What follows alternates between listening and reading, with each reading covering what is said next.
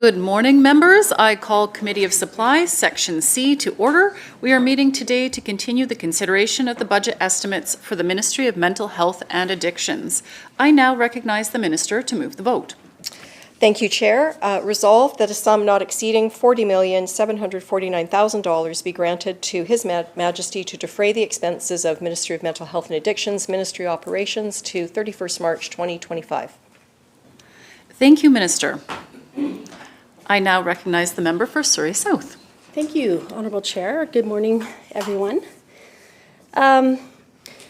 Yesterday, both in question period and then following a statement by the BC RCMP that was released on safer supply, this government came forward and with the information that there is no evidence of widespread diversion. I went over and over this RCMP statement.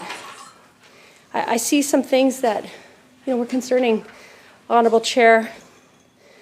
And then I got thinking that there potentially isn't evidence because potentially it wasn't requested that they investigate and ask the RCMP. Maybe they weren't asked to look for evidence of diversion, to be tracked.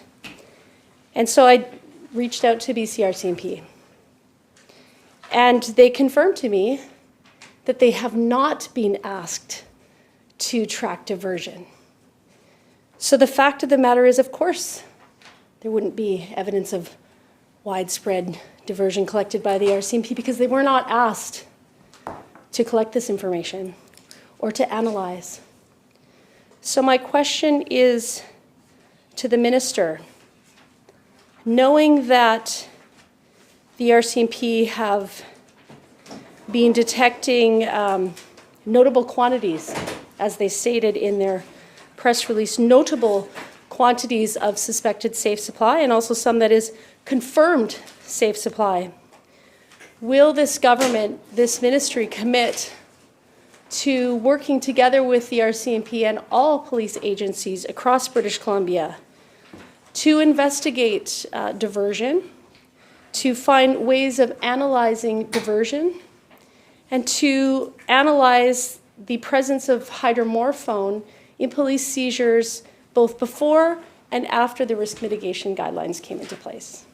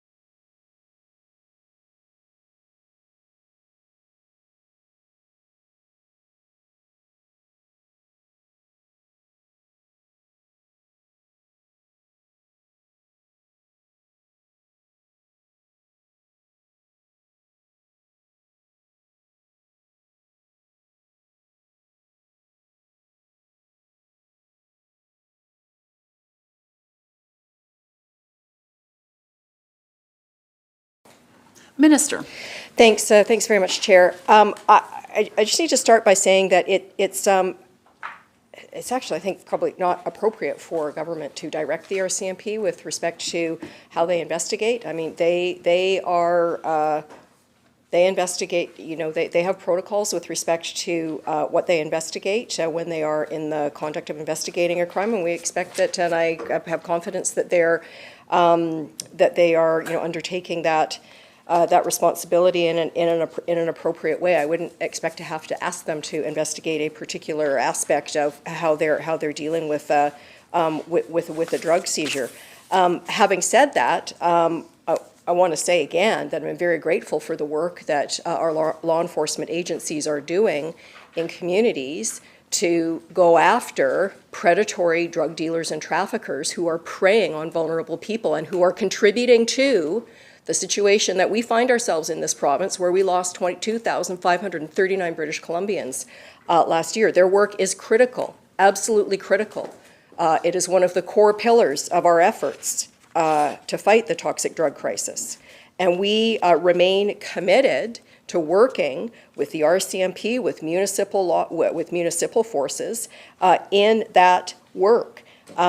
What we need to have a clear understanding of is what are the outcomes of their investigations. When they say notable, what does that mean? Given that in the most recent case of Prince George, there were a vast array of pharmaceuticals seized. Some pharmaceuticals which are on the formulary for the Pharmaceutical Alternative Program, but we don't yet know. In fact, we don't yet know, haven't been yet advised that they're actually what the pill bottle or the packaging says that they are. And that is why it is so important to have appropriate processes around the testing of those drugs so that the composition of those drugs can be verified. Again, we know in this province there is a thriving illicit trade in counterfeit Dilaudid. And I would note that there were a number of other pharmaceuticals seized in that case, including gabapentin, which is an epilepsy drug, and a whole vast array of other drugs. So it is important that, again, we understand and we have the evidence about what precisely is being seized. We welcome opportunities to work more closely with law enforcement, and we welcome opportunities for better data sharing. We have conveyed that message very clearly to law enforcement, and will continue to do so. Member. Thank you, Honourable Chair. So I'm going to give the Minister some information about how, developing things like a template or asking the police to track information isn't telling them how to investigate. In fact, these type of statistics and templates are used in a variety of data collection that the government uses. For example, about domestic violence, intimate partner violence, about the prevalence of weapons. They're being asked to expand the way in which they report on racialized information that's being collected through police investigations and interactions with police. It's really important. So asking for example, information about substances that are seized. Are substances that are seized to be suspected safe supply? Are they being tested every time by Health Canada? And what are those results? Are there challenges to testing to determine whether or not these are coming from pharmaceutical sources, or if they're illicitly manufactured? If police, for example, tracking, how is it in an investigation, without telling them how to investigate, what is the evidence that you are collecting in terms of your overall investigations that is bringing police to believe that they are coming into contact with safe supply? Is it packaging? Is it the appearance of the substances? Is it being that data collected through things like surveillance? That's not telling police who and how to investigate. It goes in line with many, many other forms of data collection that this province already does to make sure that we're addressing public safety issues and concerns that arise that have connections across many ministries, including the Ministry of Mental Health and Addictions, which is why I think it's incredibly important not to just conclude that things aren't widespread enough for us to not be concerned about, when in fact nothing has been done by this government to ensure that they have that information, that it's being collected. I'm going to say again, I have confirmed that before yesterday's hullabaloo, that this government didn't ask the RCMP or other police agencies in British Columbia to collaborate, to collect this data that may have had valuable information about potentially adding safeguards to safe supply. No one from this side is saying that we should stop giving people medications that they need. We're simply saying that we need to improve safety and in helping people who do desperately need help, that we're not causing unintended consequences in this province. So let me ask again, Minister, will this government and this ministry commit to working with the RCMP and other municipal agencies across this province to develop a system of reporting, not telling them how to investigate, but in their investigations to collecting samples of information about the things that they are collecting, which may in fact or may not be safe supply, but at least we would know. And then when we talked about things like, for example, what is widespread or what is notable, we would actually know, instead of intentionally misleading the citizens of British Columbia to believe that you have collected data that you haven't.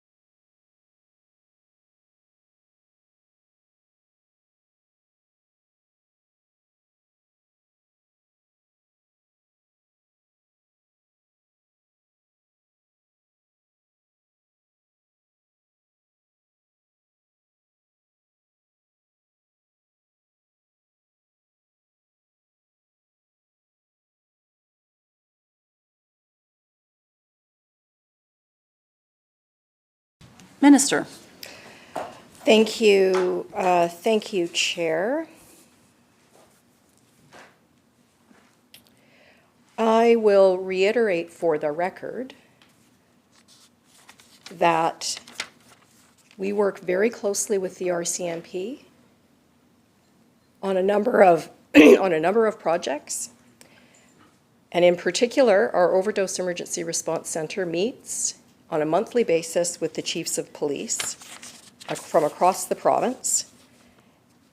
And at those meetings, what we universally hear and repeatedly hear is the work that they are doing to combat the illicit drug trade, and specifically their concern about the amount of illicit fentanyl across the province. And it is the amount of illicit fentanyl in the toxic drug supply that is killing British Columbians at unprecedented and clearly unacceptable rates. We work with the RCMP and with municipal law enforcement. We're prepared to, we continue to do that. They are very important partners. But when we hear, Honourable Speaker, and when we read a statement from the RCMP saying there is currently no evidence to support a widespread diversion of safer supply drugs in the illicit market in BC or Canada, I take them at their word on that.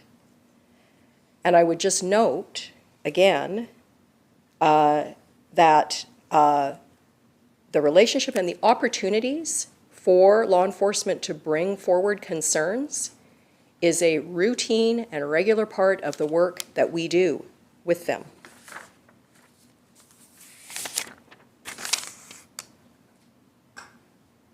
And I would just encourage the member to be careful about allegations of anybody intentionally misleading anyone. That's not a helpful direction to take this conversation in.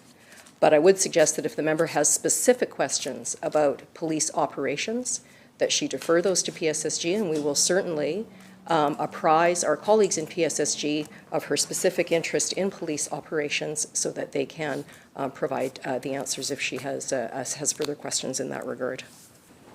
Thank you, Minister. And I would bring members' attention to the Order and Decorum Guide on page 3, unparliamentary language. I would encourage members to be very familiar with that. Thank you. Thanks for the advice, Chair. I am familiar with that. So there is no evidence, I would suggest, Honourable Chair, because it wasn't asked to be collected. And I understand that police agencies get together and discuss the illicit drug trade. And they discuss concerns over fentanyl. It's a shared concern on all sides of the House. I know that what we're seeing in British Columbia is absolutely, it's devastating. But, you know, I don't understand the hesitancy to commit to data collection. You know, they are not going to develop templates. They are not going to collect information randomly unless it is requested. And so, you know, the statement says there's no evidence to suggest widespread. Yeah, they don't have the evidence because it was not requested of them, Honourable Chair. But they do say that they have been seizing notable quantities of safe supply. Goes on to say that they have now asked their members to look into it. It's not the exact words they use, but it's in there.